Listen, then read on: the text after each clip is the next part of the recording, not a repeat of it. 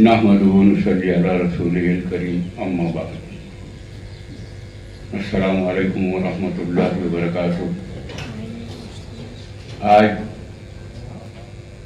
15 अगस्त का दिन हमारे लिए बहुत अहमियत का दिन है। 15 अगस्त 1947 में हमारा मुल्क हिंदुस्तान आज़ाद हुआ और हमें फख्र है कि हम आज आज़ाद हिंदुस्तान में सांस ले रहे हैं। भाइयों, बुजुर्गों और बच्चों, हम भारत की आज़ादी का दिन मनाना इसलिए ज़रूरी है, जब 1947 से पहले हिंदुस्तान पर अंग्रेज हुकूमत राज करती थी।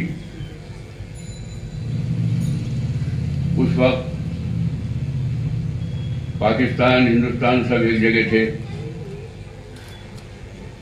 उसके बाद हमारे बुजुर्गों ने, सियासी रहनुमाओं ने अपनी जानों की कुर्बानी देकर इस मुल्क को आज़ाद किया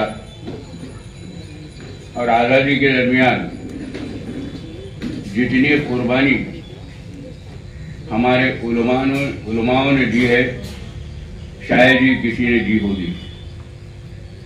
कई झाड़ों पर, कई पेड़ों पर मुफ्ती आलिम दीन, मौलवी लोगों के सर लटके हुए थे, लेकिन कुछ सियासतदानों ने उन्हें भूल गया। कुछ लोगों ने उन्हें याद करते हुए मनाया, अभी भी उन्हें खराज अकीदत पेश करते हैं। और आज़ादी में हमारी अहमियत होने की वजह से ये एक फेस्टिवल, एक हमारी मुल्क के लिए फख्र है। इसलिए हमने, हुकूमत ने, सबने तहैया किया है कि ये फेस्टिवल एक खुशी के तौर पर अच्छी तरह पैमाने पर मनाना चाहिए। इसलिए मदरसे, तर्जुमा कुरान हो या और कोई दीनी दरसगाह हो, वहाँ पर हमने